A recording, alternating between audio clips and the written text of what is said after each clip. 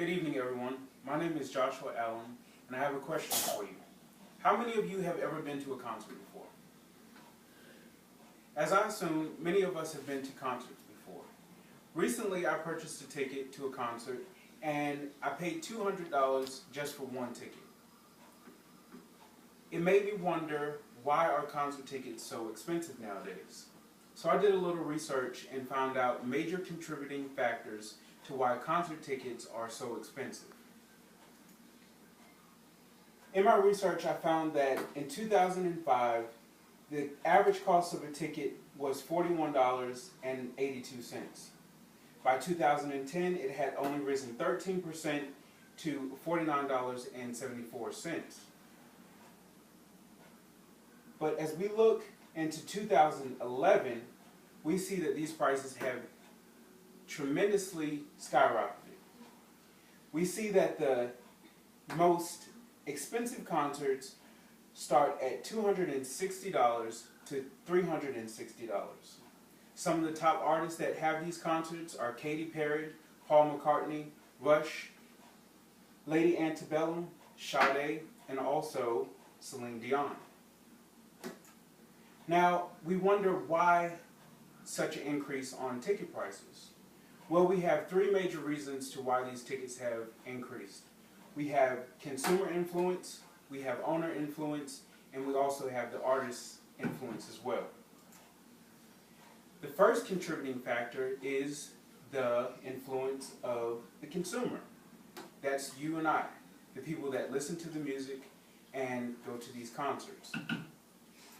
Well, the revolution came about and we had no more 8-tracks, we had no more vinyls, we had no more cassettes, and now we're also seeing the death of the CD. What's coming up now is the MP3 player, MP3, which allows you to download music, and of course, you can download it for free. Now, by downloading music for free, we come into our first major problem: illegal downloading. Records have, from Daily Finance, Joy Hayes says, the problem is when you steal music, you aren't hurting the music executives, who are often considered stereotypically the ones that are rich and greedy, but you're also hurting the musician, and you're hurting yourself as well, because they have to make up for the money. And where do they make up the money for? They make up the money in concerts. They create elaborate concerts for us to attend, and as we attend those concerts, of course we're going to have to pay for it there. So, after we look at that part of the consumer, we look at also another part of the consumer, which is the person that scalps the tickets. The scalper is the person that waits online when these tickets go on sale, buys a mass number of these tickets, and then resells them at an increased rate. So we have the consumer that's illegally downloading the music, causing the artist to skyrocket tickets, and we also have the consumer that scalps the tickets that contribute to why concert tickets are so high. The second contributing factor is the artist. Once the artist goes on tour, when they begin to go on tour, they have to sit down at the drawing boards and make up a concert.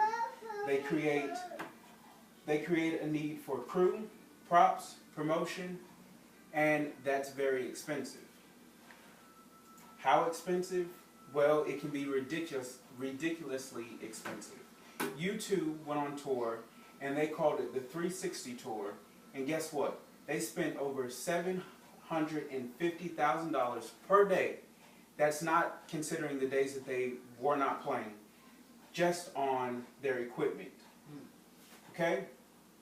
They used 200 trucks to transport this equipment and crews, which also included 3 stages. Now guess how much the stages were? $40 million to $140 million each. That's where our money is going, to these elaborate concerts that they're making for us. Now also, the artist does pre-sales. This is where the artist actually scalps the tickets themselves. They scalp the ticket by selling the ticket to fan club members and also to credit card companies which promote the artists as well. They get, according to this information, Justin Bieber went on tour and generated 64% of his income from his fan club and also from the credit card sales. Now that's a total of 9,000 tickets that were sold just by Justin Bieber. When you go to other companies like Ticketmaster, only 7% of those tickets were allowed for Ticketmaster to sell to the general public. So, after we look at that, we look at the industry. The industry is now controlled by a #1 massive media conglomerate called Clear Channel Communications.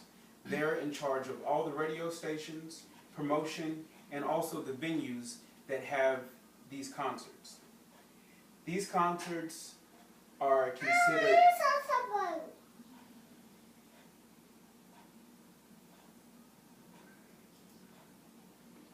to be very expensive on the artist's behalf because they create the elaborate shows, and when it comes to defending the Clear Channel Communications, they say that it's not our fault, but it's the artist's fault, the reason why the tickets are so high. This has actually even went to the Senate, and we have found out that they don't want to actually have any communication with anybody on why ticket prices are so high, only stating that it's the high attendance, not high ticket prices, that benefit the Clear Channel Communications company.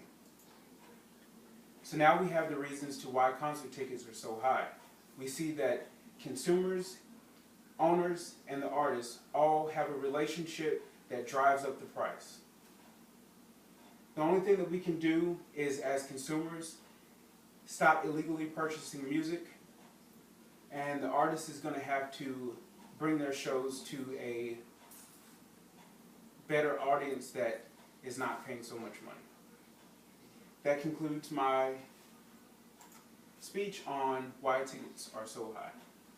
Thank you.